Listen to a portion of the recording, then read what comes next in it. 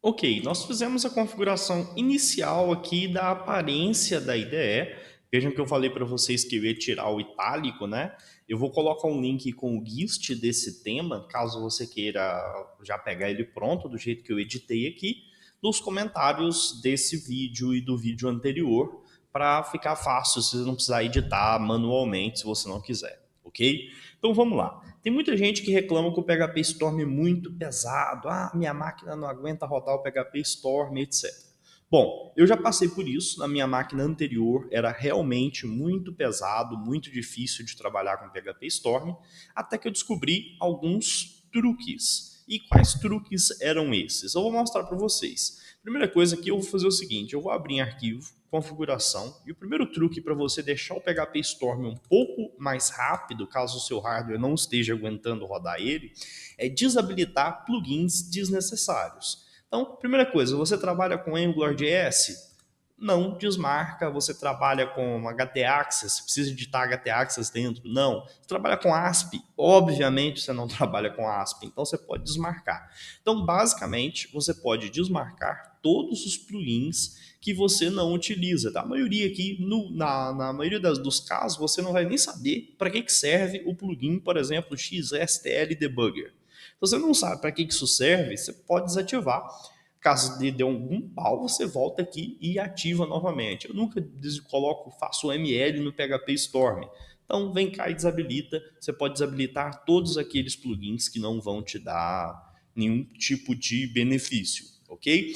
Por exemplo, um dos exemplos, né? Você pode desabilitar o suporte ao Git. Eu não desabilito, eu sempre deixava ele pelo menos ele habilitado, mas nessa máquina anterior eu desabilitava a maioria para poder ajudar na performance. A segunda coisa que vai ajudar na performance é você fazer o seguinte, aqui dentro de, eu acho que é Inspections, né? Eu não sei onde que está aqui dentro, vamos pesquisar aqui, Inspections, ah tá, Editor Inspections. Aqui dentro, vejam bem, entendam o que isso aqui faz. Isso aqui é o nível de inspeção para cada tipo de coisa. Então, você trabalha com PHP, você pode abrir aqui em PHP, você pode, por exemplo, modificar aqui, eu não quero que ele cheque por code smell, né? Dicas de como codificar melhor, não é exatamente erro. Você pode desabilitar algumas coisas, mas o que eu recomendo você fazer é você deixar as inspeções simplesmente para aquilo que você realmente trabalha. Se você não trabalha, por exemplo, com Angular, você pode desabilitar por completo as inspeções do Angular, que ele não vai tentar buscar achar código Angular dentro do seu projeto, e a indexação do projeto de forma geral para você trabalhar vai ficar muito mais rápida. Então você pode desabilitar todas essas funções e a sua ideia, só de fazer isso, já vai dar um grande alívio no consumo de memória e de CPU, ok? Vou cancelar, porque geralmente, como eu estou com essa máquina nova, que é um exagero de hardware, eu não tenho nenhum problema em deixar os plugins ativados. Mas se você tiver problema com a performance diretamente no PHP Storm, se tiver pesado para você trabalhar, essa é o primeiro passo que você pode fazer para você conseguir melhorar a performance, ok?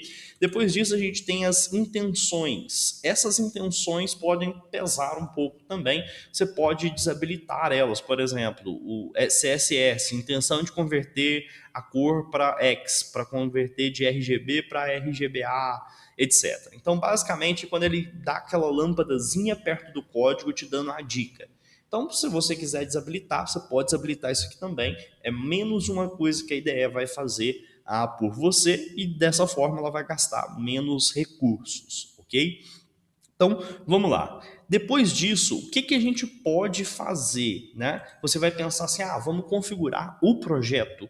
Tá, mas aí, se você já mexeu um pouco com o PHP Storm, você sabe que a gente poderia ir no Code, Detect PSR 0, a namespace roots, para detectar os namespaces da sua aplicação. Só que antes de fazer esse passo, existe um passo muito importante que a galera geralmente ignora, que é o seguinte. Se a gente abrir em configuração, essas configurações são misturadas entre configuração da IDE e configuração do projeto.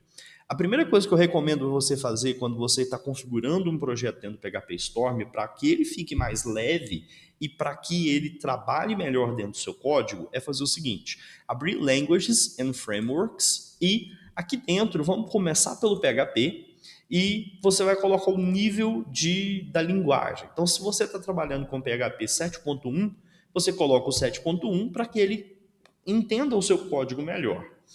Depois disso, você vai setar um interpretador do PHP, o PHP CLI, que vai ler o seu projeto. Para que a gente vai fazer isso? Eu vou mostrar para vocês para que isso serve daqui a pouco. Ele está falando que não existe nenhum interpretador porque a gente não cadastrou nenhuma. Essa instalação eu acabei de abrir ela zerada na aula anterior.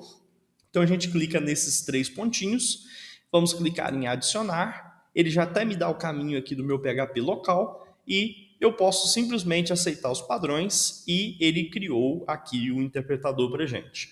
Então, depois disso, a gente tem uma aba chamada Composer, e essa aqui é uma parte extremamente interessante. Se você está trabalhando com qualquer projeto que usa o Composer, a primeira coisa que você vai fazer é definir qual que é o PHP CLI, que a gente cadastrou lá naquela parte anterior.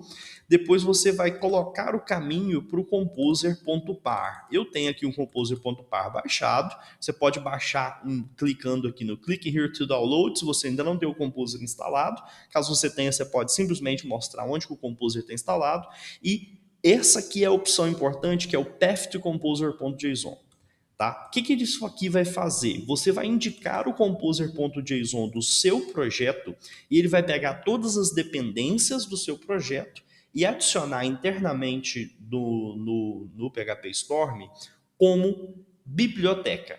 Que diferença que isso faz? Eu vou dar OK aqui e vou mostrar para vocês que se a gente aqui abrir em Vendor, vamos abrir, por exemplo, o Laravel, aqui ele está dando para a gente agora que essa pasta aqui, Framework, é um library root, ou seja, é a raiz de uma biblioteca. Isso aqui é importante por 2 motivos.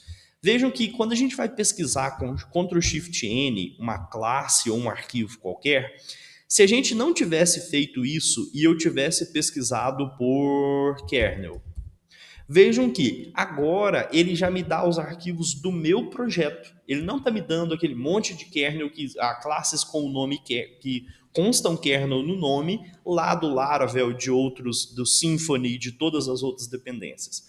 Para que eu exiba essas dependências que são, esses arquivos que são dependências do projeto e não são o meu código em si, eu digito Ctrl+Shift+N novamente e agora sim eu posso pesquisar. Vejam quantas classes que existiam aqui. 1, 2, 3, 4, 5, muitas e muitas classes. Então, dessa forma, como as bibliotecas estão ativadas, quando eu digitar Ctrl+Shift+N e pesquisar kernel, ele vai pesquisar exatamente dentro do meu código. Por que isso é importante? Por questões de performance. Como o escopo da busca dele inicial é muito menor, ele vai gastar menos recursos de processamento para poder pesquisar.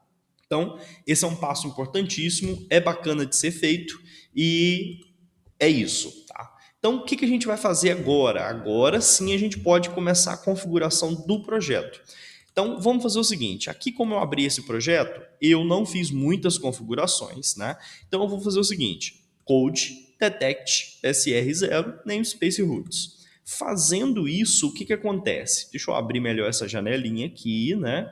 Ela ficou gigantesca. Vejam que ele colocou como pastas excluídas todas as bibliotecas do Composer, todas as dependências do projeto. Por que ele fez isso? Porque a gente fez aquela configuração do composer.json anterior. Se você não tivesse feito isso, não daria OK. Então a primeira coisa é que ele reconhece a pasta app, a minha pasta app aqui, com o namespace codecasts e está OK. Só que testes unit codecasts está errado porque ele não é source, é teste. Então eu excluo isso aqui e vou aqui em testes unit, clico na pastinha, no ícone testes, porque agora sim ele vai reconhecer isso aqui como testes e o namespace dos meus testes aqui no caso, que também é codecasts. Você poderia, se você usa namespace no teste, você seta o namespace. Se você não usa namespace no teste, você deixa sem essa opção do pezinho aqui do cantinho, ok? Feito isso, ainda existe um outro macete que é bacana para a gente poder fazer. Eu vou voltar aqui no terminal e vou tentar rodar. Eu acho que eu não tenho nenhum arquivo .env aqui, talvez dê erro, tá? PHP Artisan. Ok, ele me rodou o PHP Artisan. Deixa eu ver aqui se em config, não, Bootstrap, cache, ele tem os compilados aqui, né? Então vamos lá. Como aconteceu isso? Vamos abrir aqui uma classe qualquer, exception handler não, app, units, lessons, HTTP, controllers, lesson controller. Também não tá detectando dessa forma, né? Deixa eu ver se eu consigo aqui alguma opção. Como a gente não compilou nada, né? Ah, tá. Os providers talvez estejam. Providers, route service provider.